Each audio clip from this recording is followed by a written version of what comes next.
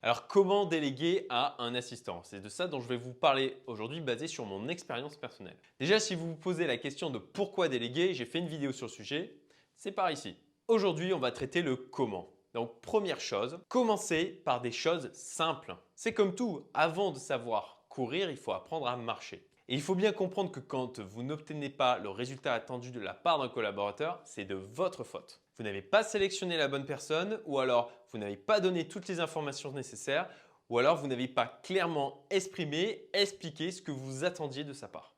Et c'est normal de faire des erreurs parce que effectivement déléguer c'est vraiment quelque chose, c'est une compétence complexe. Donc vraiment commencez par des choses simples et acceptez effectivement de vous tromper parce que sinon vous allez vous dégoûter immédiatement de vouloir réessayer. Comme je disais dans la vidéo précédente, il faut voir vraiment ça comme un investissement. Donc commencez vraiment par lister des choses simples que vous pourriez déléguer. Quand je dis simple, je vais vous donner pour ça un exemple. Prendre rendez-vous chez le dentiste. Alors oui, je sais, ça paraît anodin et vous allez certainement vous dire c'est un mauvais exemple parce que j'aurais plus vite fait de pouvoir l'appeler moi-même. Mais attendez d'avoir la suite parce que c'est un excellent entraînement.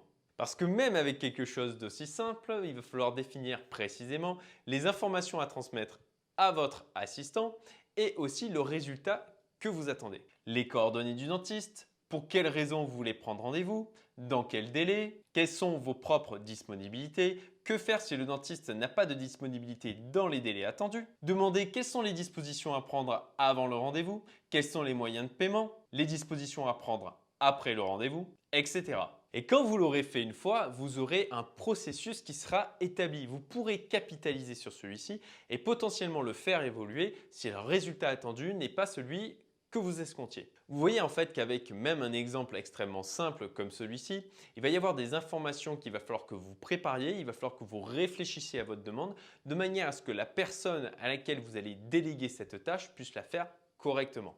C'est pour cette raison en fait que je vous dis que c'est quelque chose qui est quand même d'assez complexe à faire parce que même sur une demande aussi simple, il y a plein de choses auxquelles il faut penser en amont. C'est donc une gymnastique intellectuelle qu'il faut acquérir et des réflexes qu'il faut prendre. Ensuite, faites une liste claire de ce que vous voulez déléguer. Pour ça, en fait, j'ai deux moyens à vous donner. Première méthode, simple et efficace. Vous prenez un whiteboard ou un paperboard et vous faites trois colonnes sur celui-ci. Vous nommez les trois colonnes automatisées, déléguées, éliminées. Après ça, vous mettez une alarme toutes les 20 minutes durant votre journée et pas seulement sur votre journée de travail parce qu'il y a plein de choses d'un point de vue personnel qu'on peut déléguer aussi. Quand l'alarme sonne, vous notez ce que vous êtes en train de faire et vous l'assignez à l'une des colonnes. Deuxième solution, plus contraignante mais à plus long terme et qui va vous donner plus de visibilité. C'est moi ce que je fais. Vous notez absolument tout ce que vous faites dans votre agenda. Moi j'utilise Google Agenda, ça fait 8 ans que je note absolument tout ce que je fais. Alors bon, bien sûr, hein, si je fais un truc qui me prend une minute, ce n'est pas un truc que je vais noter. Mais les tâches les plus significatives, je les note dans mon agenda. Ça me permet de faire en fait un bilan clair des tâches que j'ai pu réaliser, de savoir le temps que j'ai pu passer sur différentes thématiques comme l'administratif, la comptabilité, le management, la prospection, le commercial, le copywriting, etc.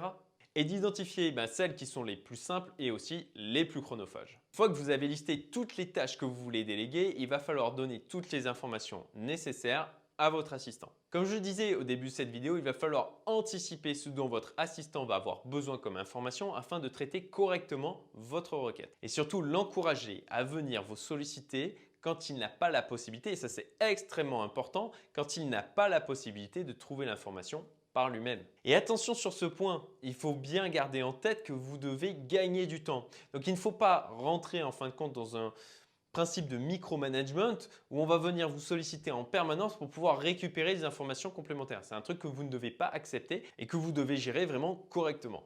Et là aussi, en fin de compte, vous allez apprendre parce que quand on va venir vous solliciter, quand votre assistant va venir vous demander une information, faites en sorte soit de lui ouvrir les accès pour qu'il puisse récolter cette information par lui-même la prochaine fois ou lui indiquer l'endroit où va pouvoir ou la direction dans laquelle chercher. Mais l'objectif, c'est vraiment de capitaliser, que vous puissiez lui dire voilà, tu peux trouver l'information là ou de telle manière, de manière à ce que la prochaine fois, il n'ait pas besoin encore une fois de vous le demander. Il faut que votre assistant dépende de vous au minimum. Je vais vous donner un exemple pour pouvoir en fin de compte, mieux comprendre cette dynamique. Et on va reprendre l'exemple avec le dentiste. Si vous avez demandé à votre assistant de vous prendre rendez-vous chez le dentiste sans préciser les moments où vous pourriez vouloir ce rendez-vous, il va revenir vers vous pour pouvoir vous demander à quel moment vous avez des disponibilités.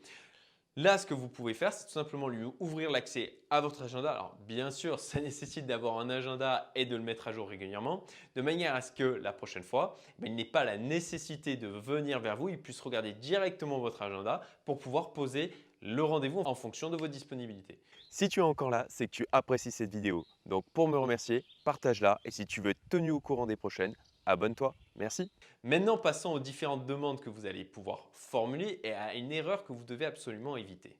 Vous allez vous rendre compte rapidement que vous avez deux typologies de demandes. La première, c'est celle qui nécessite des compétences spécifiques et puis toutes les demandes qui n'en nécessitent pas, tout simplement. Et si je reprends ma demande de rendez-vous chez le dentiste, vous comprenez bien que ce n'est pas une demande qui nécessite des compétences spécifiques. Par contre, si je demande de faire le résumé d'un podcast ou d'un livre, par exemple, là, ça commence à être un petit peu plus spécifique déjà. Votre assistant va pouvoir être en capacité de le faire plus ou moins bien en fonction de ses restes qu'il a de l'école ou s'il a l'habitude de traiter ce type de demande. Et pour monter un peu plus loin, si comme moi vous avez par exemple l'habitude de créer des articles pour votre blog et puis de les envoyer aussi en newsletter, moi ce que je fais, c'est de demander à mes assistants de prendre l'article et de créer la newsletter avec. Mais ça nécessite déjà un niveau de compétence qui est un petit peu au-dessus, avec des éléments qui sont spécifiques sur l'utilisation de mon outil d'envoi de newsletter et de l'outil informatique en général. Dans tous les cas, il faut bien comprendre que vous allez avoir besoin d'un ou des profils qui sont proactifs, débrouillards et impliqués. Il faut qu'ils aient une intelligence de la situation. Et croyez-moi, rien que ça, ce n'est pas évident. Et on en vient à l'erreur qu'il ne faut pas faire quand on a donc défini et compris qu'il y a donc deux typologies de demandes. L'erreur que j'ai pu faire, c'est tout simplement que j'ai dispatché en différentes catégories toutes ces demandes et que je cherchais à les donner à différentes personnes. Ça peut vous paraître logique de faire ça et moi-même ça me paraissait extrêmement logique, mais en fait c'est vraiment une erreur. Parce que ça va vous prendre beaucoup de temps et d'énergie et ça c'est vraiment quelque chose que l'on veut éviter. En fait, ce dont vous avez besoin, c'est de trouver un ou des assistants auxquels vous allez transmettre toutes vos demandes et qui vont s'occuper, eux, d'avoir l'intelligence de les traiter eux-mêmes s'ils s'en sentent en capacité ou alors de dispatcher ces demandes et de les confier aux bonnes ressources ou de trouver les ressources dont vous avez besoin. Et de la même manière, il faut qu'ils se chargent de faire le suivi de ces demandes et de vous faire du reporting. Gardez bien en tête que l'objectif principal, c'est que ça vous prenne aussi peu d'énergie et de temps que possible, et même de la charge mentale. Donc il faut que vous puissiez confier une tâche avec toutes les informations bien préparées, et pour ça il faudra que vous mettiez en place des procédures sur ce sujet que vous devrez vous appliquer à vous-même, de manière à ce qu'ensuite votre assistant ou vos assistants gèrent ces demandes et vous fournissent les éléments que vous attendiez. Et oui, vous allez en fait déléguer le fait de déléguer. C'est quelque chose que j'ai mis vraiment beaucoup de temps à comprendre et j'espère vraiment que je vous aurai fait gagner beaucoup de temps. Alors comment trouver maintenant un assistant efficace? Je vais vous donner moi ma pépite personnelle. Et c'est un truc que je ne vais pas pouvoir développer entièrement dans cette vidéo, ça serait beaucoup trop long. Il y a tellement de services qui existent, j'en parlerai dans une autre vidéo.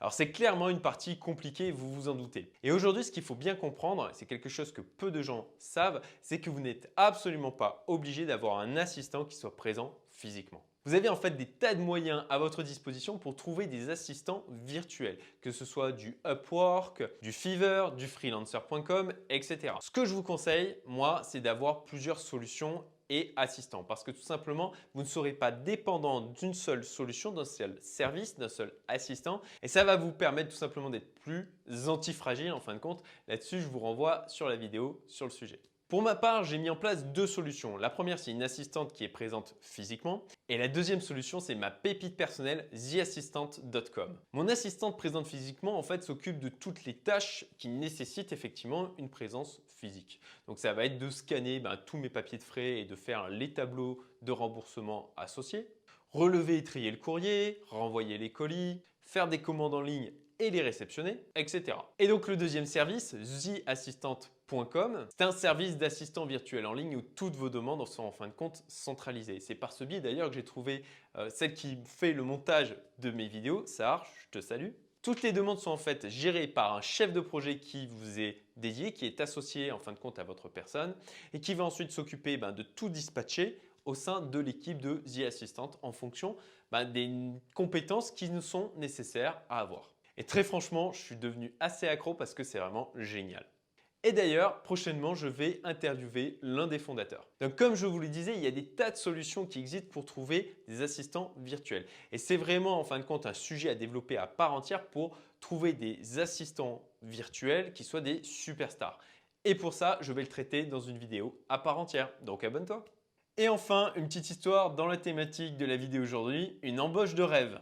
À la fin d'un entretien d'embauche, le responsable des ressources humaines demande à un jeune commercial, frémoulu d'HEC, et vous aviez pensé à quel salaire de départ? Le jeune répond, dans les environs de 700 000 euros par an, négociable en fonction des avantages annexes.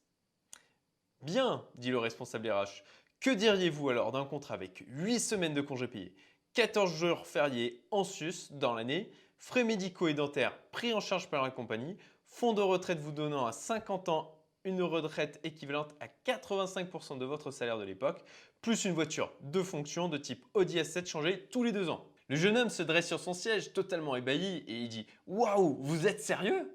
Non, répond l'autre, mais c'est vous qui avez commencé. Si tu es encore là, c'est que tu apprécies cette vidéo. Donc pour me remercier, partage-la et si tu veux être tenu au courant des prochaines, abonne-toi. Merci.